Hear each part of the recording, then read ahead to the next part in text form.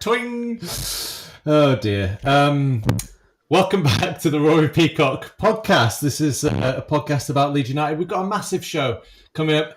What a beautiful game to review. Leeds 0, Burnley 1. Complete and utter and total meltdown on the Leeds United community on X. Loads of people saying Farke out, which I thought was a little bit odd. Huge press conference. Lots of news to talk about.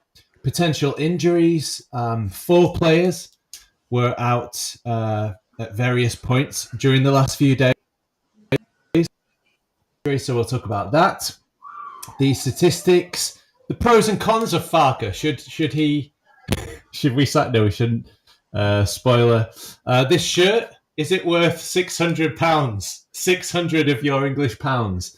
And there was a great game on this day 24 years ago. Dida. Dodgy keeper. So we'll talk about that as well. My name's Adonis. I am learning a lot at university. It was my first day yesterday. Hey! Find me on Twitter at the Adelites, and it's very fucking students. Fucking students. Joining us today to discuss all of that and a lot more is that his real name at Barney LUFC 21. All right. And the man who has finally joined the dark side for good, pinned his colours to the Death Star mast. It's Darth Sith Mac, Big Mac, at Ewan Metcalf. Hello, how are we doing? All right. Very good, very, very good. And hello to all of you listening on the podcast. Could you do us a favour? Because what I realised was our reviews are very good because we never asked for any reviews. So if you could give us a 5-star review on Apple Podcasts, that would be really great. And if you could, like the video, subscribe, and do all of that good stuff. So, first things first, Daniel Farke. Thoughts? Barnes? Should we go with you first? What do you think about Daniel Farke? It was frustrating on Saturday. I just as soon as we conceded, it just felt like the same as what has happened last season. We seem to go hard at teams for the first 20 minutes. We don't score, and then all of a sudden it goes a little bit flat. The other team scores, and then it's just a case of us just passing it around, trying to find that killer pass to score. I think in the press conference today, he was pretty spicy with some of the stuff he was saying. And it was saying about people saying about Plan B and things like that. And Graham Smith actually said, Bielsa said, if you ever say about Plan B, just do Plan A better.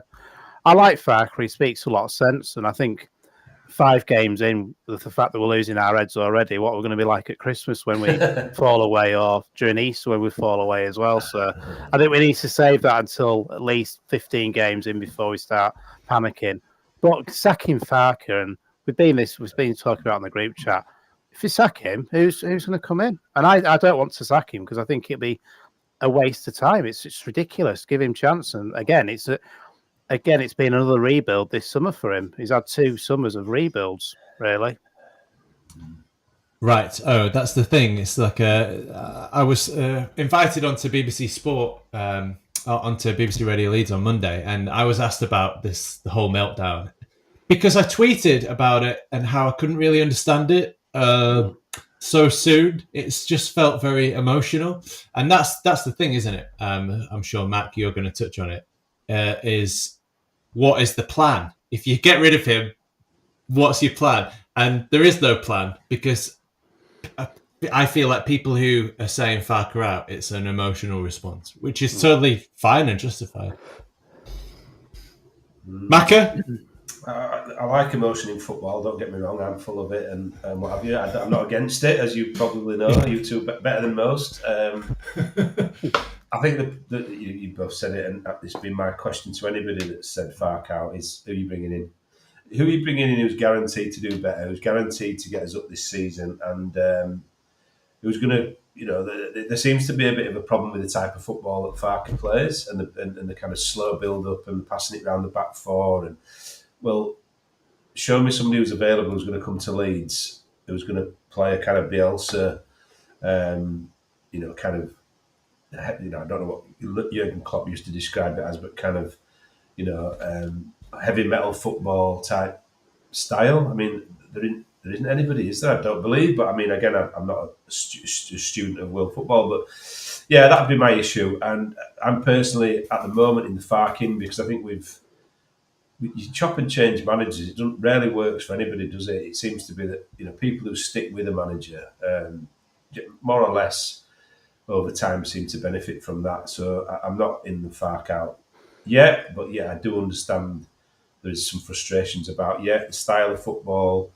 the seeming, as Barney touched on, repetitive issues that we're facing. When we don't score in the first 20, 25 minutes, we seem to lose ideas, and if we go 1-0 down, it just there doesn't seem to be any impetus or momentum to get back in the game quickly. Or saying that, I thought on Saturday people have been really harsh. I thought we opened them up quite easily at times. I thought we created a lot of really good opportunities, and it's not Farke's fault that Joseph can't score. Probably one of the easiest one-on-ones I've seen for a long time. Nonto misses a great chance. You can't negate it. And the goal that we concede, which to be honest was one of the few chances we did concede throughout the game, is from a slip and a mistake. So what can he do to negate that? That's a player problem for me, not a manager problem. Yeah, I think it's incredibly harsh. I actually don't understand the criticism at all. I thought we played well. We just didn't have. Yeah, and we didn't have enough. We just weren't incisive enough in the final third. We weren't brave enough, and I think that's what Bielsa instilled in the players more than anything. Other than, he would show them specific moves that they could do. I think it was like 23 moves or something like that, and he would analyze the best players in their position in world football, and then he would get our players to mimic and practice as a routine some of these plays that they did, some of the skills and the moves, knock and run and all of that. So aside from patterned play like that, I thought we just needed to be a little bit braver. I thought we were flat. I thought there were reasons for that. We're never good on the early kickoff, or hardly ever. And it's coming right after an international break where you've had players flying all over the place. So I thought we're playing well, and the statistics back that up. And he mentioned the statistics in his press conference as well. So first in the championship for possession, first in passing accuracy. Now you could say that is because we keep passing sideways and backwards, and that would be a fair argument. But we are also second in the championship for shots against, so shots conceded. We're third for shots for. We're first for expected goals against, and second for expected goals for. And that puts us second in the championship, only behind Middlesbrough for expected goal difference.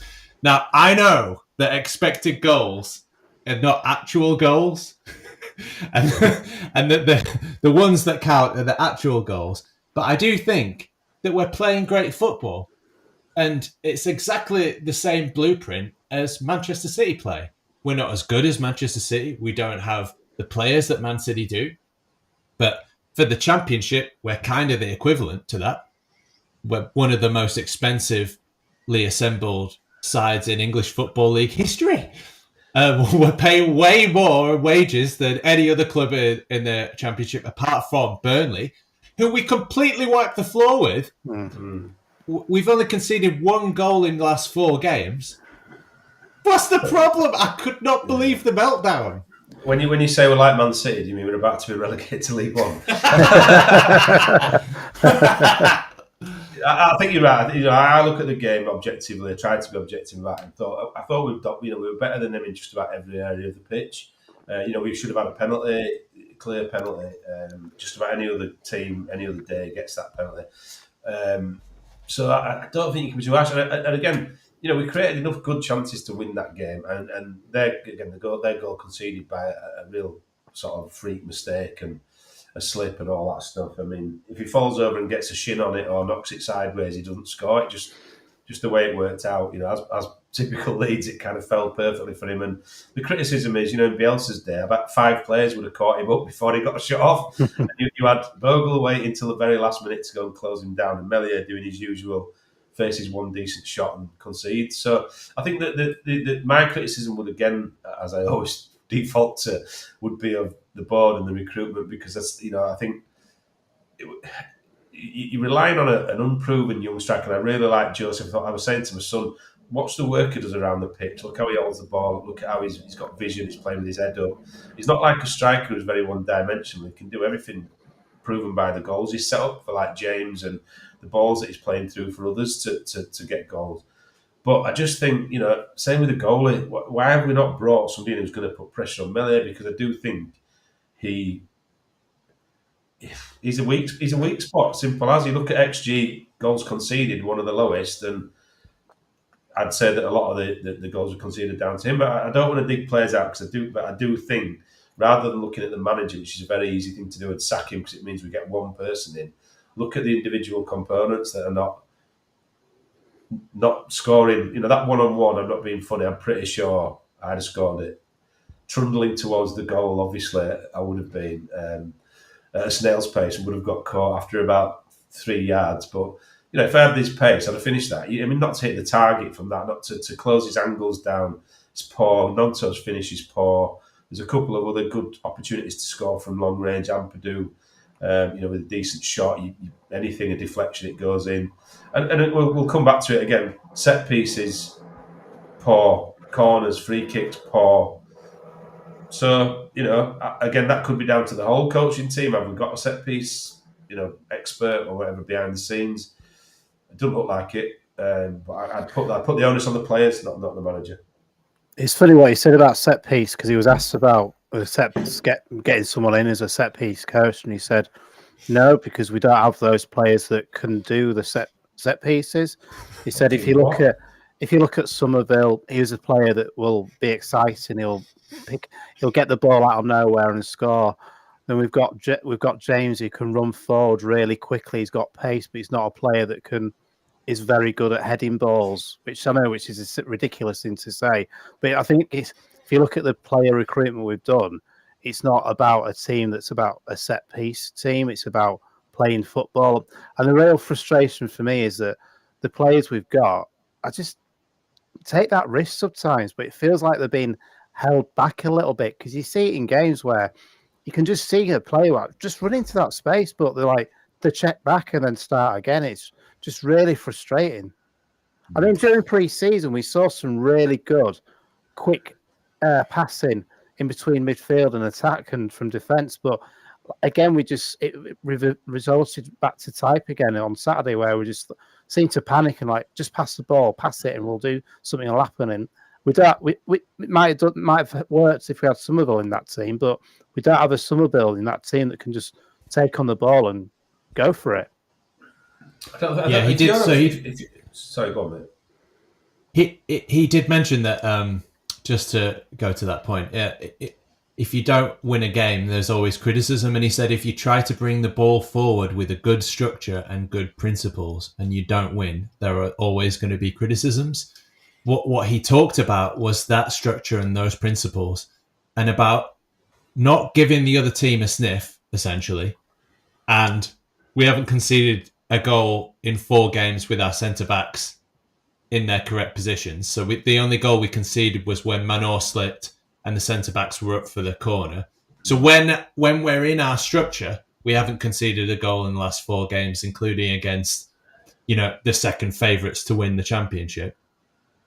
And that if you act in that way, you don't concede chances, but you should also be able to create enough chances to win. And that's what you said right at the top of the programme, Mac, was that we had enough chances to win.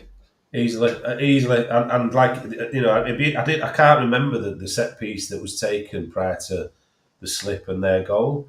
But to say that's unforgivable for me. To say that we're not a set piece team. If you're a professional footballer and you're on a training pitch every day, why are you not practicing that? It's not that you have to take it a precise, because nobody can do that, a precise corner and have a brilliant corner routine every time you take a corner. But if you put 1 out of 5 in that's very good, decent, dangerous. I watched the Wrexham Birmingham game, and I'll be honest, the set piece takers for both teams were better than ours. Now that's unforgivable. You're not telling me that Wrexham and Birmingham players are better than the players we've got at Leeds United. So it's bullshit. You've got to be able to capitalise, particularly in that division. The Championship and below, I would say, are leagues that you need to make more of your set piece, whether it be free kicks or corners or whatever. And we rarely do. I mean, the stats on last time we scored from a corner, I think it was strike, God knows how many games away. I think it's criminal because we get plenty, we earn plenty. We create those chances where we get corners. It's almost like switch. You might as well give them a goal kick. Yeah, it was the 4-0, wasn't it? 4-0. Yeah. So you might as well give them the goal kick when we get a corner because we're more likely to score from them turning the ball over from a goal kick than we are from our own corners. It's criminals. So that was an area that they picked out during the summer, and they have tried to get better. He was saying that the taking of the set pieces he wasn't happy with, and he also mentioned that Strout getting injured was a reason why we didn't score so many. But also we scored 3 from set pieces in pre-season. I did think that we looked better at set pieces. Towards the end of last season, I mean, Gruev had that bloody incredible free kick. And then in pre-season, we did look like we were delivering more. We've got higher XG from set pieces. And he said Pascal could have scored 2 or 3 already. And he said he's not predicting something or something, but he said he's feeling a goal from a corner. It's coming. Woo! He might just need this. between expected goals and goals that you feel are coming closer, we're doing quite well. Top of the league.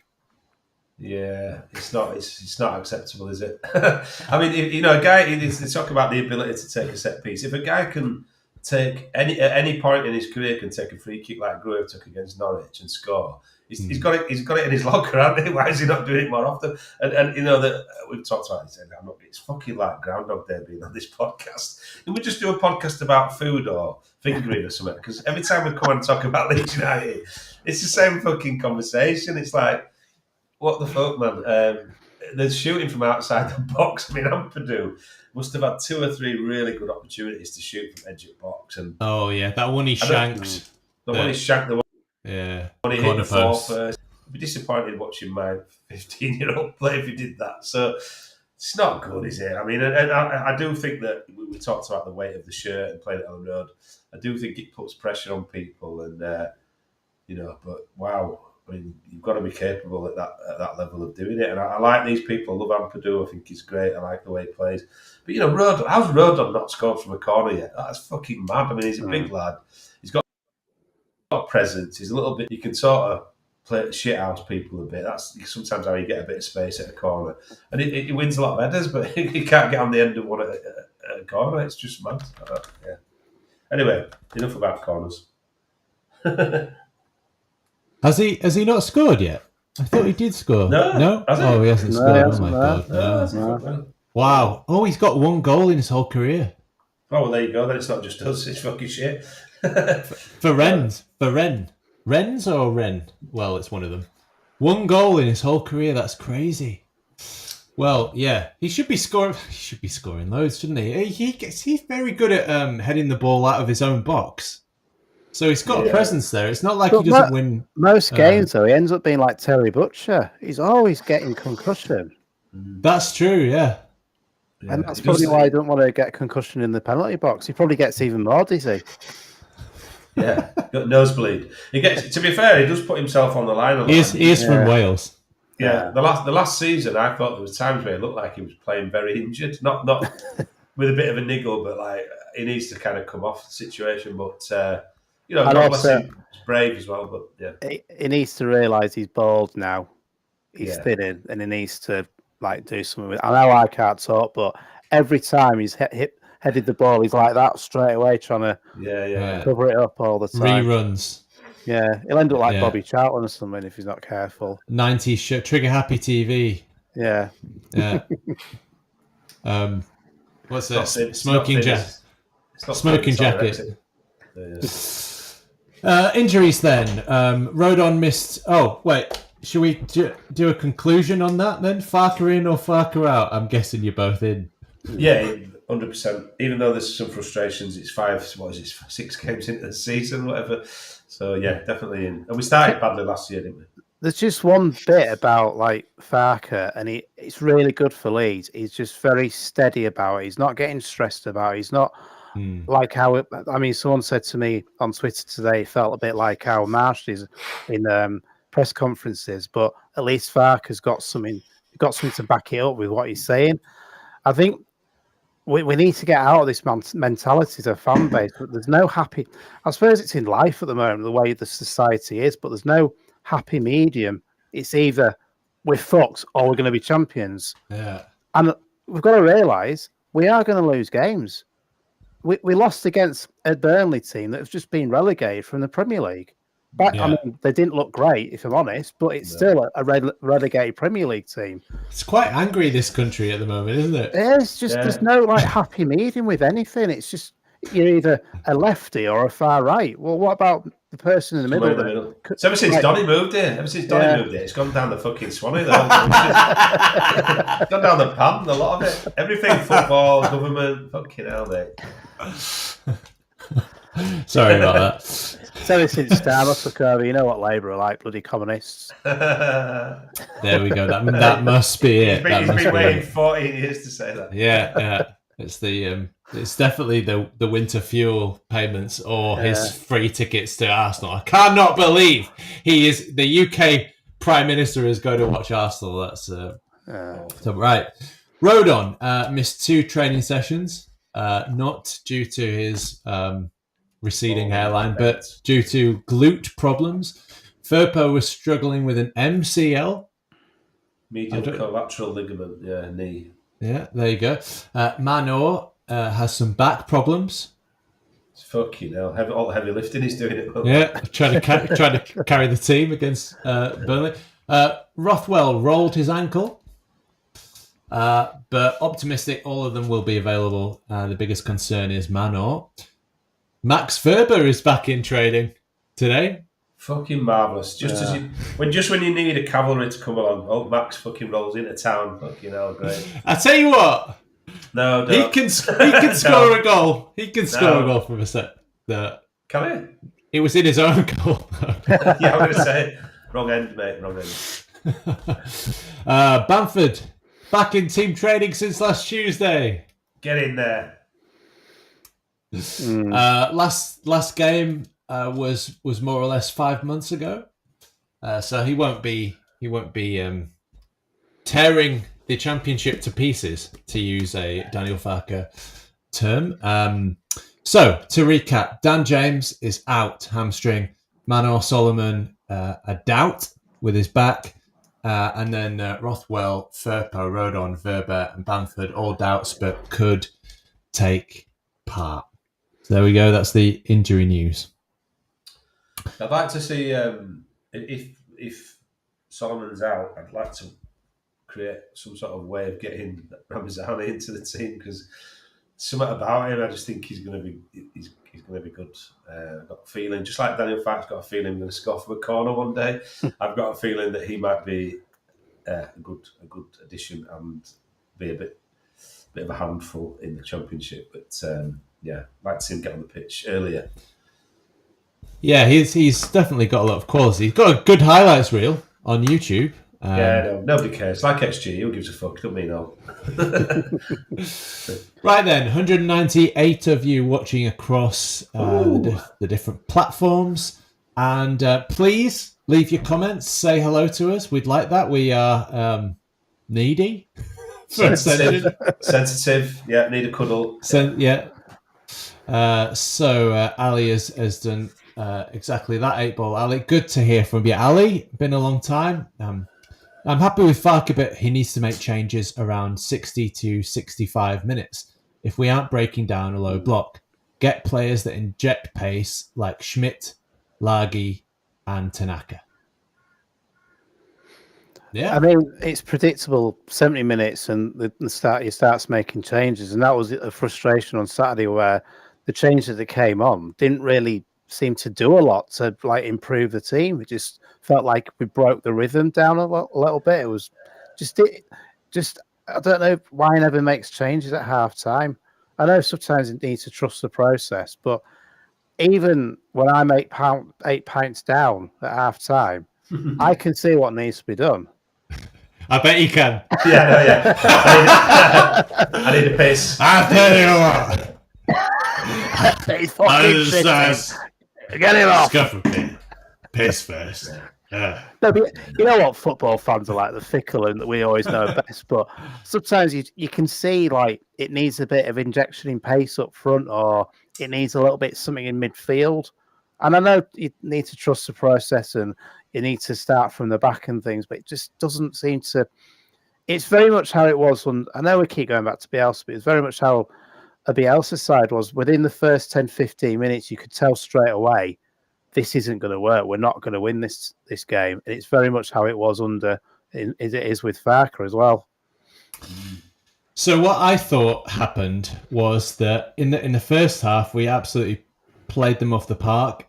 We just didn't capitalise and we weren't brave enough. So there were a few times, probably about 5 times that I saw where Solomon, if he'd have just beaten one man, there was only one line there and he was basically in down that left-hand side. And a lot of the time it's, stop, check back, pass backwards, pass sideways. They were playing a bit of a high line in that first half. And all it would have taken was through balls, just a bit more movement, a bit more spark and energy. I thought they did look a little bit lethargic. It was a bit like, when you're a bit tired in a group project and you're kind of expecting somebody else to do some of the work. And everyone was like that. You know what you mean? Yeah, exactly. When you say tired in a group project, you mean a gang? Yeah. That's exactly what I meant. I can't believe you got it. Watching everybody else do the works on the sidelines going, fuck this, can't be asked. We're connected. Beautiful.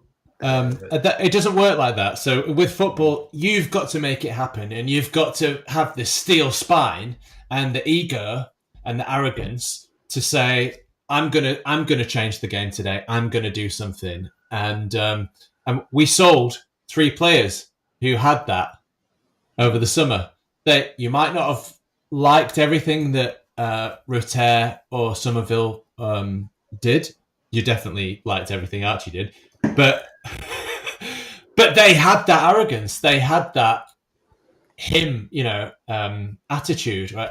He is him. It's like they were going to make something happen. And Solomon I just felt he was a little bit tentative. Similar playing against the centre half, wasn't he? Didn't the kid who was playing right back at centre half? You think that's a great opportunity because usually fullbacks are quick and they'll stay with you and they'll give you a game and they'll sort of know how to. I'm pretty sure that he was playing against a centre half who we should have been able to get a lot more out of. Gruev. What happened was Gruev went back into the when we had the ball, went back into the back line, so it was 3 across the back, and that allowed Firpo to push up. And so we were basically in possession. We were playing with wing backs, and Firpo was so high that he took their fullback out of it, and then Solomon was matched up with their centre back, and because they were Firpo and Solomon were continually swapping, and we pushed right up, playing almost like a 3-2-5 type thing, in the same way that City do and a lot of teams do in possession. We were causing them all sorts of problems down the left-hand side, and that's what I'm saying. There were so many opportunities to get in behind. He was just a bit too tentative, and he was, whether that's, like you said, Barney, whether that's because they've been told, if the circumstances aren't right, check back and pass back. I don't think so. I think the opportunities were there. He just didn't have that extra little bit of energy because tired from the international break. There's not a manager on earth that'll say, if it feels, it's like I say, it's like the nightclub. But if it feels wrong, don't get him.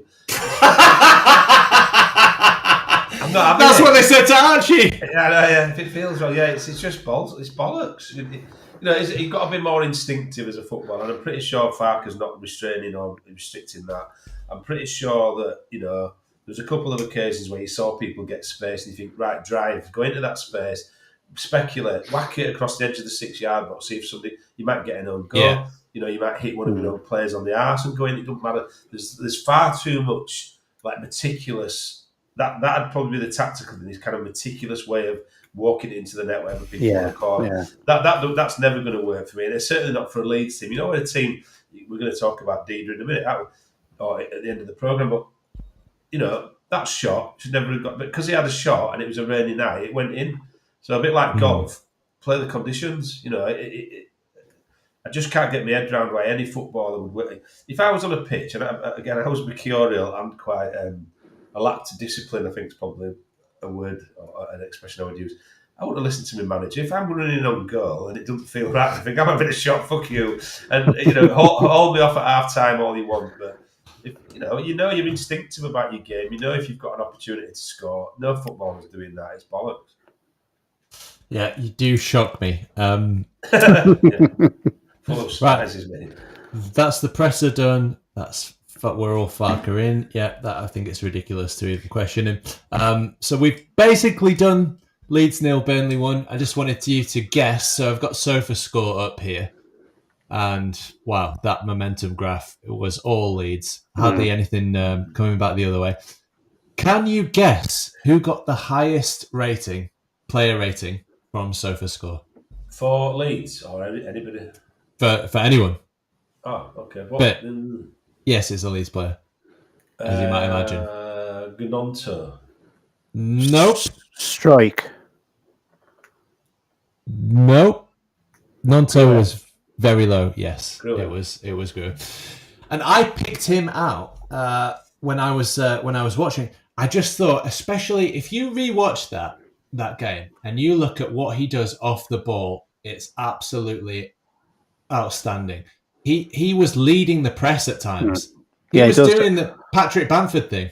I've noticed this season he's the one who starts to lead the press a lot of the time. He's more aggressive this season going into tackles as well. Yeah. Really impressed with him. Yeah, and that sort of energy is contagious. It's infectious. When you see your mate running and starting the press like that and closing them down, it spurs you on. You think, oh, I've got to go. And you can see it. It's like a domino effect. You see him, you rewatch that game. You watch Gruev. He goes crazy at one of the centre-backs. And then all of a sudden, oh, shit, I better be doing something. Everybody else starts joining in. I thought he was just brilliant. I wonder what you're going to say. When you see your mate running, I sort of took myself back to the 90s and I thought, I don't even look round over my shoulder. I just follow him. I run like fuck. What's going on? I worry about what's going on later. I just run like fuck. Hope you're faster than him so he gets caught. Oh dear. Right here. He was very good, Graham. I think he's underrated. You talked about he was great off the ball. I wish he was better on it. I'm only joking. He was. I wish there's times where the midfield would have more quality and could play that killer pass and could bring people. There is a bit of that expansive football that I wish we had a bit more of. But I do think that once Tanaka settles, Ramazani settles, Farke's got. This is where his management can be questioned or will be questioned, no doubt. How is he going to get those people into the team? I think there will be more opportunity with James and Ramazani particularly to stretch people, and it's whether Ampadu and Gruev in the centre, where your quarterbacks or a lot of it starts, can manage that. Do you know what I mean? Because it's all very well playing 10, 15, 20-yard passes. That's fine, but can they play the 50, 60-yard? We will see. Just one, going back to the press conference, really interesting what he said about Aronson, saying he's our number 10 now. And he actually said some of the passes he was doing against Burnley was very much like Zidane, just finding that. I mean, comparing it to Zidane, but he's so good at finding those balls in tight spaces. Really been really impressed with him today. He said because I saw him today in Harrogate. Was he in Waitrose? No, he wasn't actually. He was just walking through town. I was really impressed with him today. The way he picked the frozen prawns out of the freezer was fucking magnificent. Yeah. Technique. He spotted the sale on aisle 2. It was fucking brilliant. Yeah, brilliant. Just just slid it into his basket. No, Barney again. So smooth. I think in that second half as well, Burnley, they really sat back. They were not attacking. I mean, absolutely zero shots. No chances at all. Nothing. Got the result. So then I think it's quite difficult. For example, talking about bringing Ramazani on. Too late. I can see him. He's a fast player. He's a bit tricky. I can see him doing wonders in open spaces. Maybe not so much in the tight spaces. Does he have that creativity? I mean, we haven't seen that much of him. But I'd be looking for a number 10 or Pablo type player to be unlocking and creating those chances. It's just so hard against a low block, and we don't really have anybody like that to bring off the bench. So that would be my only defense of Farke in the substitutions. I'm not sure there was anybody on his bench to bring on that would have made any difference trying to break down Burnley. Yeah, but like we just said about in-game management, speculate, chuck Ramazani on at 60 minutes, give him a bit longer. I just thought, I mean, I'm not a critic of Pirro. I like Pirro, but, bringing him on, not going to add anything pace-wise or whatever. It's still going to rely on that incisive pass or whatever, which we just weren't doing in the second half. I thought it was a waste. So why not chuck Ramazani on earlier and let him have a run at people? Tell him, just go mad, go out there and cause trouble, have a run at people, have a shot, get in the box, try and get us a penalty. Just before we probably move on from Burnley, how much of a cock is that Hannibal? Yeah. Oh, he's a proper bellend. I mean, he'd have been great for us, wouldn't he? I know we flirted with him, but I'm not convinced he's the kind of player we've got, but he's an absolute penis. I was dying for somebody to put him into stand-up. Yeah. Got what he wanted. Yeah, I think, was it Ampadu? Didn't Ampadu try and take him out? He did. Take him out at one point. Nearly broke his own leg. Yeah, it felt like it was like a keen sort of Haaland episode again. Let's see what happens in the away leg. I was explaining to my son how you do that tackle so you don't injure yourself. You literally sweep him, and he literally went in like really awkward and hit him to the point where he was injured. And I thought, I don't think he left something on him, Hannibal. I thought he was a bit unlucky how he caught Ampadu. It's the way Ampadu went into the tackle. It was a bit like, remember, was it just before Phillips was going to play for England or before a tournament? And he went in for that stupid tackle against West Brom. And it was obvious he was going to get injured and he wasn't going to injure the other guy. And it was exactly the same feeling as he went into that tackle. Like, what the fuck are you doing, man? Isn't that the one where Phillips got sent off? Didn't he just... Was it that one? I just remember this tackle where he took like a 35-metre run-up before he tackled him. That was when we lost, was it 3-0 or 2-0 against QPR away? And it was just a card. No, it was West Brom at home and he went in on the touchline. It was literally before an England break. He'd been selected. And it was, I'm sure it was West Brom, and he went in really awkward to tackle. It's like, you're out of control, and it was a bit like Ampadu. It's like, if you're going to do it, either go in clean and hit him, feet up, it might have got sent off, or sweep him, where he goes down, you take the ball and the man. But neither or, but who am I to comment on filthy tackles? Righto, Nora says, good to see you boys, and wonderful to see you too, Nora. And if you are watching, hello, one of the 246 people watching, please don't be shy. Say hello to us. That would be great. Okay, this shirt then. So, we've been waiting a long time for some good quality clobber from Adidas. We've got, we've done our dues the last few seasons. We had bus seat. Was that Kappa? I can't remember. Kappa, I think. We had red wine stain. Burgundy shit. Yeah. Mr. Blobby. Yeah. Lilac. Yeah. What else are we? Yeah. The black one that was like a fucking abort. It was absolutely awful. That was awful. That black one was terrible. I like a black kit, but that was the fucking worst black kit in history. Fluoro, piss yellow, and navy. Yeah. And we're finally, and we were asking every single year for a yellow kit, and Angus was like, oh, well, actually, pink kits sell the most ever in history. Yeah. We finally get a yellow kit. What happens? 15,000 sold in a day. The fastest selling kit in Leeds United history. And then we get this ridiculous thing, which I don't know if you can see it very well. I mean, if you're listening on the podcast, you can't see it at all. But the blue, it's the white Adidas original one that came out the other day. Sold out immediately. In fact, broke the website. Sold out in less than 10 minutes. Wow. And then it's so many people ordered so quickly that not only did the website break, but they also oversold. They couldn't fulfill the stock. So That's not like Leeds. Well, the website crashed and they fucked up on the orders. What? This is the Leeds I love. Yeah, this is it. I remember there's one guy dealing with the website now. It's not this one guy who's the groundsman and in charge of the Thorpe or whatever. Bog cleaner, scout. Yeah, brilliant. Yeah. Chilino, like, mate, you don't reckon you've got a bit of free time? You don't reckon you could do another couple of jobs for me, do you? I know you're a furniture salesman. You're good at spotting talent. So can you go and be a scout in Europe for us? Yeah, great. Thanks. The blue stripes have yellow trim, which is lovely. Sexy. It is very. I mean, these are things that we've been talking about for 5 years, but. Look what happens when you actually... Anyway, LUFC, very nice on the little collar. It fits small. I know you asked me about that, Barney. What happened was I had 4 hours sleep. I set my alarm. I got up. I raced down to Trinity. And they said, oh, no, that white shirt. Oh, no, we're not stocking it here.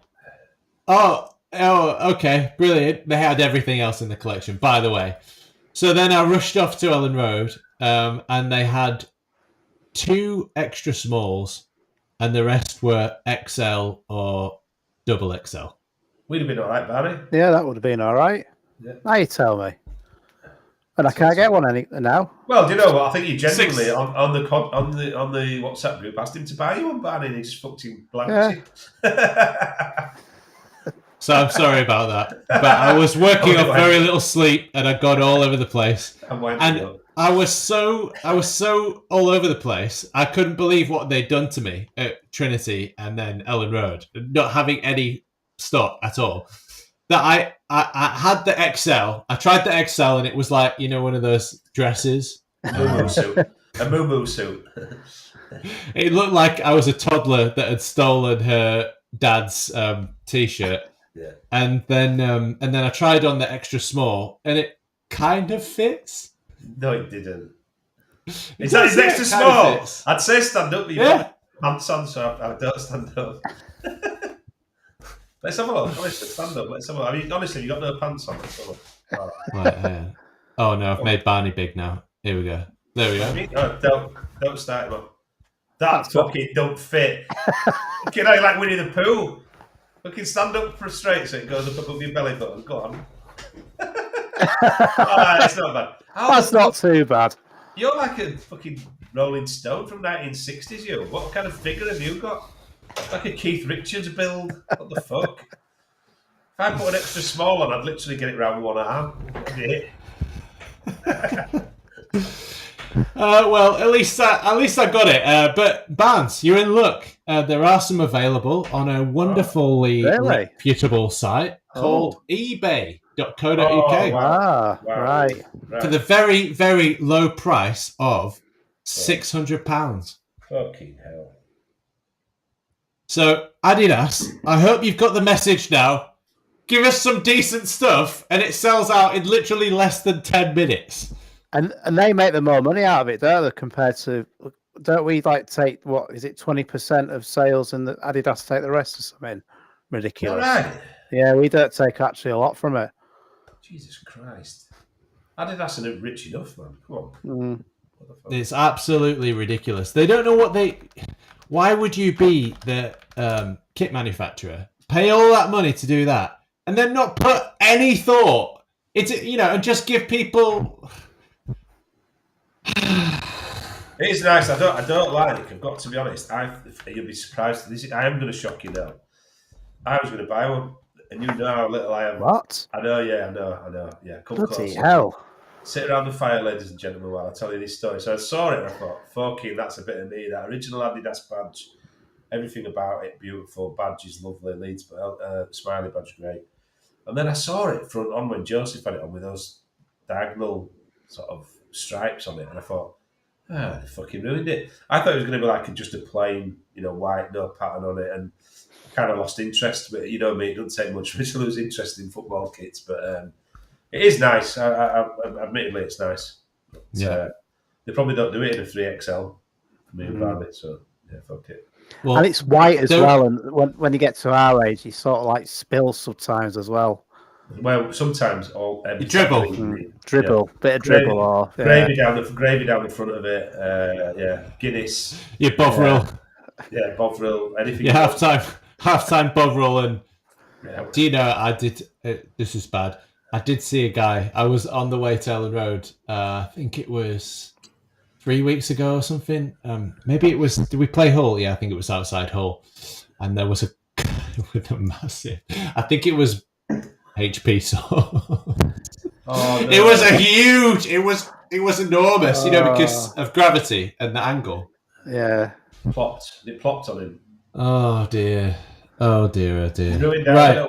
We don't wear white to football. Simple as. So that's the shirt then. Yeah. Got a few comments here. Thank you. Keep them coming in. Arthur Bushby is giving us a few comments here. Farke out. Well, so we've got a Farke out. Somebody from the Farke out brigade. How can he not get us up? Last season is beyond me. Well, we did get 90 points, Arthur. We came pretty close. We were 2 goals away. The Southampton game at a playoff final. Let's never talk about that game again. Sam Allardyce will get this team. Okay, now I know you're a troll. Sam Allardyce will get this team up last season. Okay, all right. Derek Moore, evening, gents. Good evening, Derek. It's good to see you. Good to see you. All right, Del Boy. He's also saying hi to Nora. So that's good. It's good. We're starting to get the gang back. 265 people watching. So hello to everybody. Thanks for sticking with us through thick and thin and home and away. Righto. On this day, one of my first most memorable European nights, I reckon. Leeds were back in action in the Champions League, by the way. Leeds United on this day. Great book. Joe Mewis. Leeds were back in action in the Champions League, eager to banish the memories of their 4-0 drubbing against Barcelona, but faced an equally tough match against AC Milan. So, second game in that Champions League. Tough group, that one. Barcelona and AC Milan. United still had a lengthy injury list, but could call on new signing Dominic Matteo, who had arrived from Liverpool in a £4.5 million move. With the rain pouring down in West Yorkshire, it's atmospheric. The sides were locked at 0-0. Lee Bowyer, second half, struck a speculative long-range shot that somehow squirmed past and through Milan keeper. Dida, dodgy keeper. Through his clutches to give United a 1-0 victory and get their Champions League campaign up and running. Your teams that night. Leeds United's greatest ever goalkeeper, Nigel Martin. Hey, he was number 1. Hey. Gary Kelly, who captained the side. Ian Hart. Oliver Dacour. Some team this. Michael Bridges. What a fucking player. Lee Bowyer. Gets better. Alan Smith. Wow. And it goes downhill a bit here. Danny Mills. And then it goes back up again. Eric Backer. Hey. Don Matty out, and now we're going back down again. Michael Dubry. So that was the team. And we were playing. Michael Dubry. Listen to this AC Milan team now. Dubry used to win me a lot of money. First goal scorer from corners. Funnily enough, from corners, off the side of his big 50-pence head, straight into the bottom corner every week. Lee Bowyer. Some great players in there. Yeah. This Milan team, Dida, Helveg, Maldini, if you please. Shocking. Albertini, football. Costa Royal. Curta, thank you very much. Shevchenko. Shambo. You what? Shambo. Oh, motherfucker. Oliver Bierhoff. Decent. Oh, I forgot about him. Not bad. Deonti. Gully. And Coco. Gully and What? Chanel. Coco. Chanel. Coco. The Chanel. clown. The clown. I'll tell you what. Which one? The Tell you Chanel what. or the clown? Did some dodgy things with the Nazis, but boy, could she hit a ball.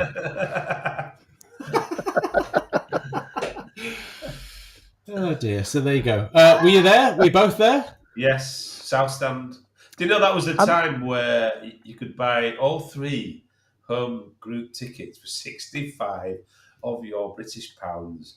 And you had to go down to the ground. There was no website that crashed. There was no bullshit. You had to go to the ground to the ticket office and queue up in a line where literally it became like, it felt a bit wartime. It was like, we're all together, we're camaraderie, we're going to get to the front of this queue. Whatever, it was amazing. And I'm sure it was 65 quid for the 3 tickets. And the memory of that night was the rain, man. It was like a proper Yorkshire, horrible Yorkshire rainy night.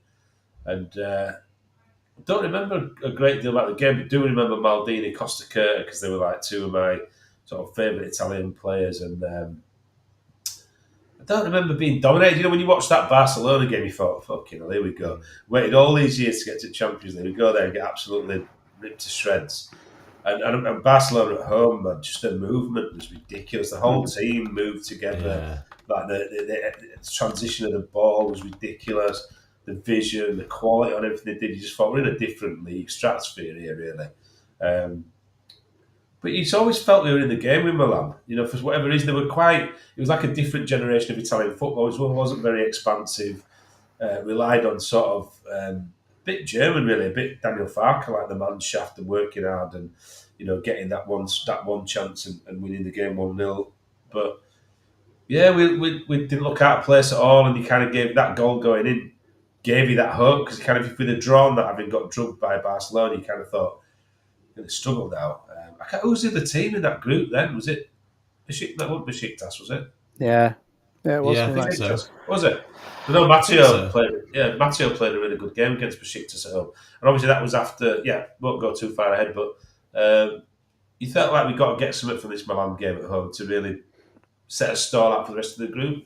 So that goal going in late on in the game was euphoric, wasn't it? And the celebrations thereafter were very memorable, even if the game wasn't particularly. But yeah, both there. I'm sure Barney was there as well. I'd have been about 25 and thinking Barney would have been about 10. So how long ago was it again? 2001. It was it 2000? Oh, 2000. Yeah, it was 2000. Yeah. 2000. 24 years ago. It was 2000-2001 season. So how old was I then, trying to work it out? I was 30 watching that game. Well, no, I was 29 watching that game. Wow. Yeah, I was 14. I was 18. Yeah, I would have been there then. Yeah. I think it was one of those times where you could just, like you say, rock up, get your ticket, get into the cop, and then you hear that music, and you think, "Yeah, we've made it. We've made it. We're in the Champions League." All those years of desperation. Yeah, and they were like some of the parts of my growing up. Like probably the first time I ever thought I fucking hate Leeds is when we lost against Villa in the Coca-Cola Cup final. But after any other time, it was like plain sailing supporting Leeds, and then in the Champions League. And then I saw someone on Twitter saying that was one of my first games I went to. A few years later, we're playing Yeovil away. It's just so Leeds, isn't it? Just so Leeds. 100%, yeah. It's why we stick around. It's fucking dramatic, innit? So I'll tell you what, somebody said today, and I wanted to say this. Somebody was on about the O'Leary team, saying it was it felt a bit like the Revy team, where it could have been brilliant. It could have built around certain players, and you can't account for what happened in Leeds that night with Woodgate and Bowie, and it kind of ripped the whole thing to shit. But the one thing I was going to say was, at that time, we have a season ticket at that time, we did. You went every week to Allen Road thinking, we'll win this. Didn't matter who you were playing. When Smith and Baduka and all those players were playing. Ferdinand, certain players came in, even Bakker, Bowyer, Oliver Decor with Batty in the middle was ridiculous. Literally every week you went and thought, I'd be shocked if we don't. Like people said, don't put your hacker on Leeds. That you could literally bet anything you want on Leeds winning at home, and it was a fucking great feeling. People say it must be really boring watching Man City. I bet it's not. To turn up every week knowing that it's going to make your weekend, and that there was a point in that O'Leary team where you thought, beat anybody. If we turn up and we play like we can play, nobody's getting a fucking near us. Simple as. And it wasn't I truly believe if we have kept Hasselbank, we would have won the league that season. Yeah, I think so too. And I think we wouldn't have. How we kept trying to buy striker after striker after striker to replace him because we didn't want to pay what he wanted in wages. Well, guess what? We haven't learned from that fucking mistake. Have we? We're still fucking doing it. Same old. And if we'd have just kept him, that would have been a position sorted. He hardly ever got injured, for example. And instead, got rid of him, brought in Bridges, as good as he was. I was superb, Bridges. Injury. Well, that's the thing you can't accommodate, he was one of my favourite players for Leeds. It kind of understated, you've got your Batties and your players like Radaby or whatever, but he was a fucking footballer, Bridges. He was exactly the kind of player for us we need now, where from nothing, he wouldn't touch the ball for 20 minutes, all of a sudden get ball flicking up, volley into the top corner. He was one of them that was electric. Yeah, it was just really quality as well. It was so technical on the ball as well. I remember the first season we bought him for $5 million from Sunderland, and he was only meant to be a sort of developing player in that first season. But someone got injured, didn't there? And O'Leary said, I didn't really want to play him in this first season. But that's when he went on to score, was it 20 goals or something ridiculous? It was class, mate. Honestly, different level. Vision, holding up the ball, bringing people in, could score. He had everything about it. I compare him to Sheringham for that reason, that he wasn't quick, but he didn't need to be. He read the game perfectly. He had his first yard in his head, all them cliches. It was unbelievable to watch. Live at Ellen Road, particularly, you watched his movement. He didn't run. He could just pick up brilliant positions and pick up the ball, one touch out of his feet, goal. Hold the ball up. It was class. Was Bridges. Wasn't it a hat trick against Southampton? Was it? Yeah, away. And I remember the advertising boards were really, really close to the pitch. Yeah. And didn't somebody score, but it hit the advertising board and it bounced back out, and they thought it wasn't a goal? Yeah, that's exactly it. Yeah. That was at the old Den, wasn't it? So when Speed scored that goal, it was similar, where it kind of hit the net, went down and rolled out, and people were a bit like, "What that goal?" Like one of those table football goals.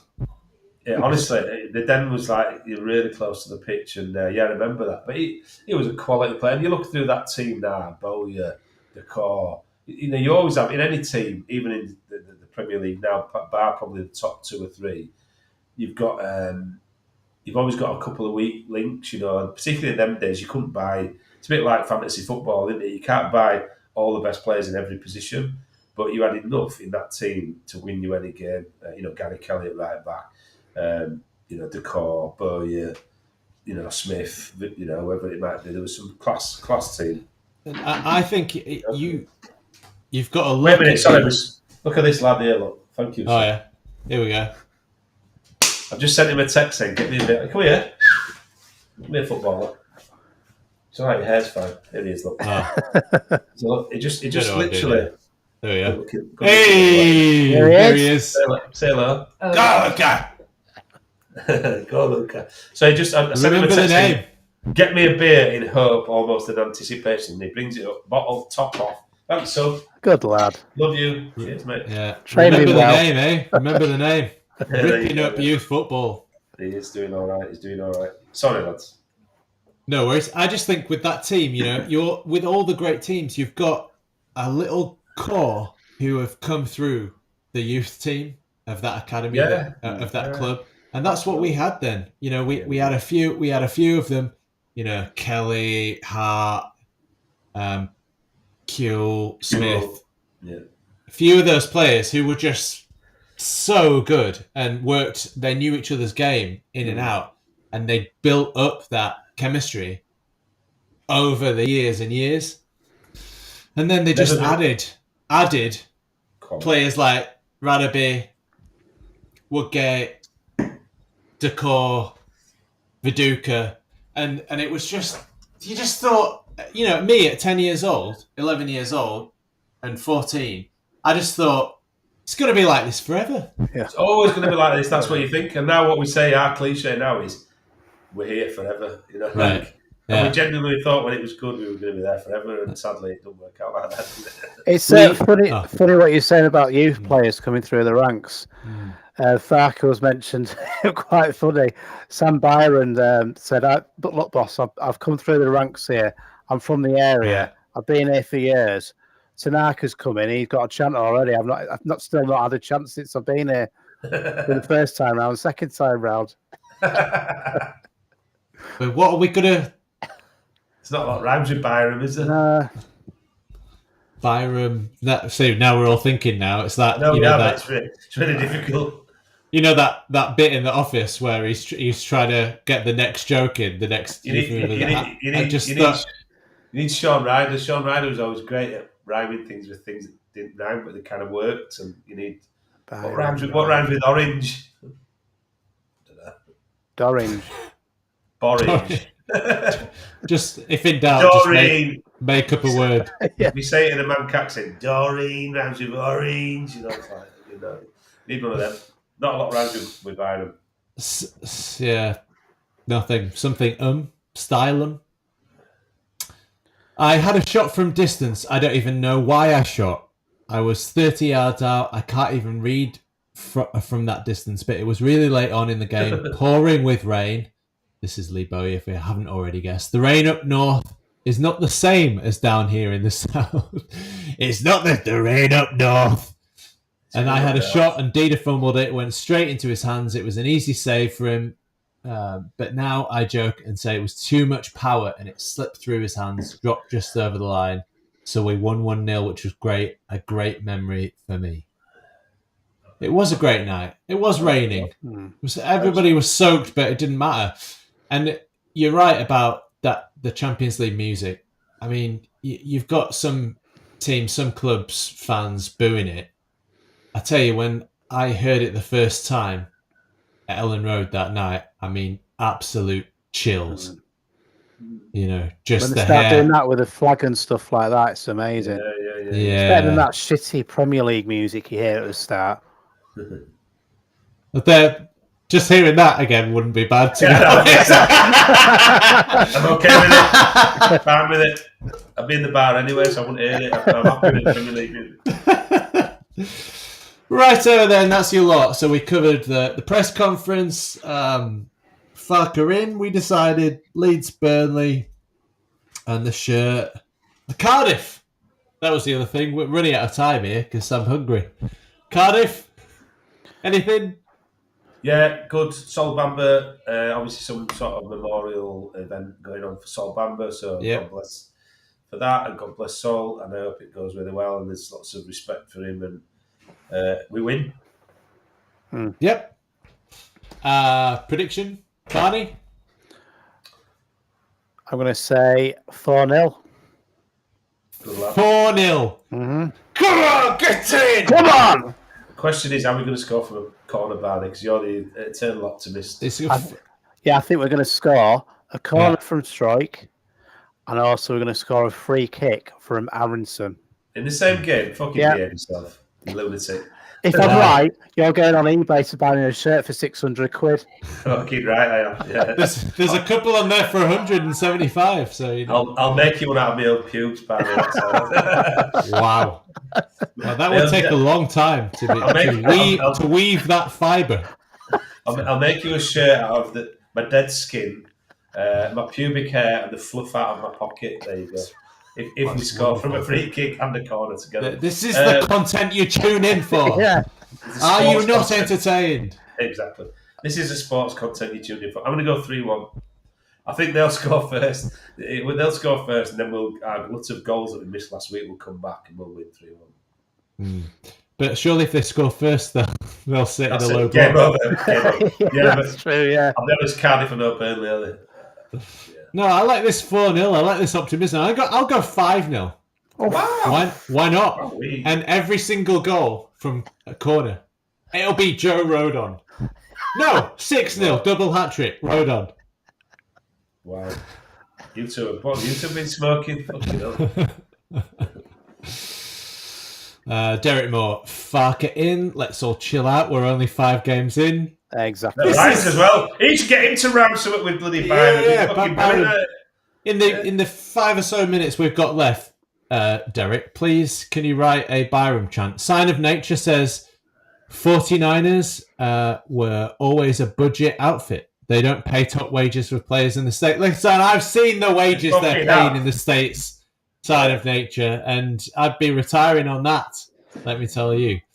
I reckon that's Brandon Ayuk's burner account. David Foster 4-0 to Cardiff, he means. That's the spirit, David. That's for me. He definitely hasn't just started supporting Leeds. By the way, Will Ferrell, we broke him, didn't we? Derek Moore, 3-0 Leeds. Come on, Derek. And finally, your thing. What's your thing? Let's finish with that. Barnes, you got a thing? Barney, you've been missing for a while, so you go first, my friend. Yeah, we haven't seen Barney for 2 weeks. What have you been doing? What have I been doing? What have you been doing? No, not that, Barney. Barney, not that, mate. There's no edit here, mate. This is fucking live, my friend. I'll tell you a little fact, Balamori's coming back. Who? Balamori. It's a kids' programme. I remember, yeah. So, the painter on there. You're testing my knowledge of kids' TV. The painter on there, he's got a daughter who's in showbiz as well. Oh, right, okay. Balamori, the painter, did you say that? Balamori, and there's the painter guy in there. His daughter in real life is a porn star. Wow. Jesus Christ, where's that come from? There you go. What? She didn't follow in her father's footsteps then. Kids TV to X-rated TV in one full swoop. Amazing. Skin Diamond is her name. What's she called? Skin Diamond. I knew you'd fucking know what she was called. Just got it out there somewhere, I don't know how. Skin Flute. She's called Skin Flute. So what's my thing? I think my thing at the moment is watching old Rick Stein programs on Dave TV. Wow. So at the moment he's in France on a barge and it looks absolutely amazing. Beautiful.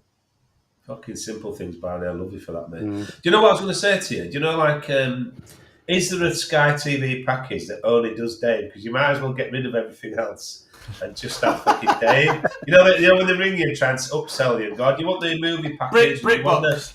Yeah, do you want that? BritBox, Netflix, yeah. No, you just go, no, mate, just Dave, fucking 24 hours, brilliant. How much does that cost?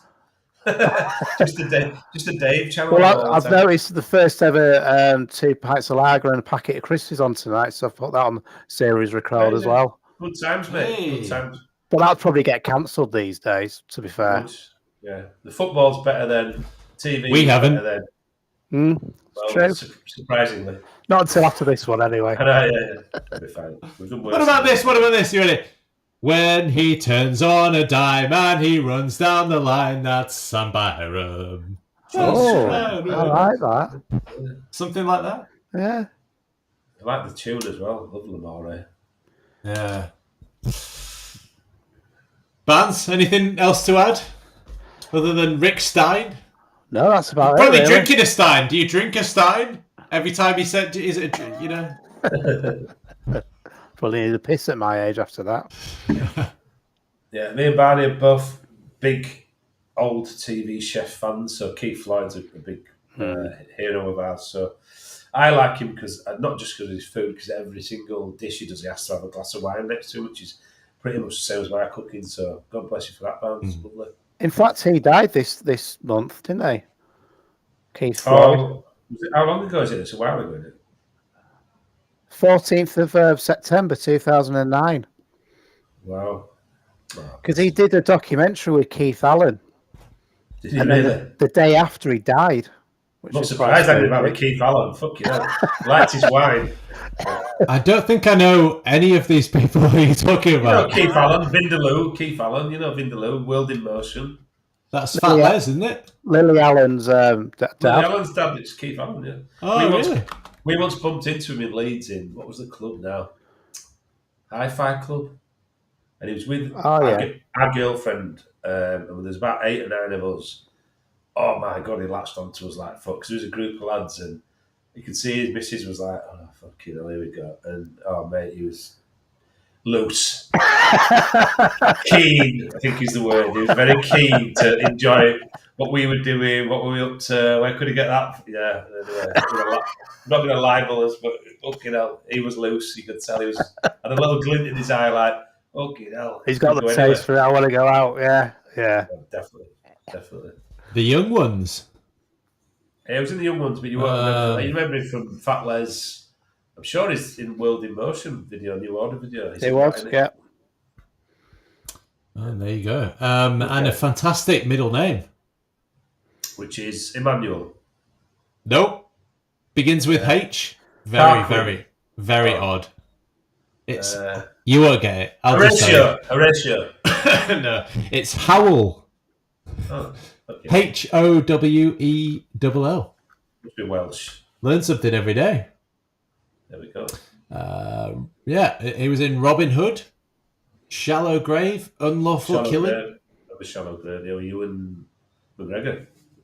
The Pembrokeshire Murders. I watched that. I didn't realise he was in that.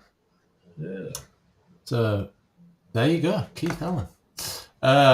Was that your thing? What's your thing, Mac? Did we do it yet? No. No, not really. I think You've distracted me here. I saw the word Howl, and I just got my mind went completely blank. You're off. The name Howl dissolved my brain. Stone you out there. I'm gonna swap my thing out for once, and because we had a long chat about Barney's, and I got involved in that just to say God bless, and I wish a really original lad from town, a great lad, Terry McCann, called Little Terry to everybody. All his friends call him Little Terry. All the best, because he's not well. He's really poorly, and he's a fucking beautiful kid. And a lot of people from town, from sort of my generation, will know him. He's just a big character, and a lovely person, and lots of fun. And he's really poorly, and it's just wanted to say. Is there anything just giving? Is there something that we can do for him? Or I'll come back to that. Set up? No, not as far as I know. It's news that's only come to me tonight. So, yeah, I just want to wish him the best. And it's not looking hopeful, but where there's hope, there's a chance. And I just want to wish him all the best and all my wishes and all my best wishes, and hope that he can pull through. But lovely kid, absolutely lovely kid. What salt of the earth, and he's not very well. So, well, listen, we'll see what we can do for him, eh? See what we can do, if we can do anything, and keep your eye on our socials. Keep you posted, but just for now, it's just So all the best to little Terry. Hope he pulls through. Mac, have you? Yes. Do you want to leave? Do you want to do a thing though? No, turn it up. Well, you know, my thing then is we've been on telly quite a bit, and I don't generally focus on telly, but Slow Horses I'm quite into at the moment. I love Gary Oldman. Fantastic show. Oh, it's so good. So good. I think if Gary Oldman wasn't in it, I probably wouldn't watch it, because I don't think it's a world beat. There's times I'm like, they wouldn't fucking do that. They're in MI5 for fuck's sake. But Gary Oldman just makes the programme. I love Gary Oldman. I've loved him for a long time, since The Firm back in the 80s, and but it's a really good watch, and sort of not too deep, so you can just watch it. It's quite easy to watch, and a lot of good telly coming on soon. So Brassic's back on, something else is back on as well. That's really good. Tulsa King, Sylvester Stallone, which is brilliant. So yeah, I'm not a big telly fan, but there's a fair bit that keeps me watching at the moment.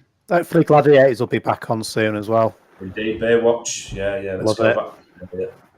Well, no, Baywatch is coming back apparently. Is it really? What? it? Yeah. Blind date. Come on, let's go. Generation game. Let's get all them. Let's get all them 80s, 90s back on. The Krypton Proper Factor.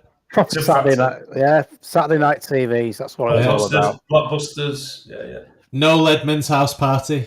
No, he's gone weird. Noel Edmonds. Oh, okay, we've just got to pick somebody else then. Can we have an E, please, Bob? As is he weird? It probably doesn't surprise me. It's difficult to keep up with who's weird and who's not weird these days. Well, pretty much anybody at the BBC, keep a fucking eye on. Sorry, Donny. Thanks, lads. Well, at least if you get caught, Donny, you're fine. You'll get let off. It's all right. Wow. Thank you. Whatever you've been up to. Right, Derek Moore. Surely ChatGPT AI can make up a Byram chant because you ain't getting one out of me anytime soon. But then Derek Moore has gone on to ChatGPT, and he's an AI has suggested something. Sam Byram. I don't know what tune it is. Do you know what tune it is? Too? I can't see it. Where is it? Sam Byram. Oh, I'll put it on screen. So Sam Byram, he's the one. Prince Skill on pay. No, something like Sam Byram. He's the one bringing skill and pace when he's on the pitch. We can't be replaced. It's great. Charging down the wing. Watch him make a play. Sam Byram's in our hearts. Leeds all the way. Fuck you, no, that's grim. It's catchy as fuck, isn't it? I tell you what, when I make pints down, that's going to be a struggle. I know, yeah. 8 pints, 1 pint down, that's going to be a struggle. Jesus, it's not catchy. I haven't drank in nearly 8 years, and it's I'm struggling hard with that one. It's a toe tapper, that, isn't it?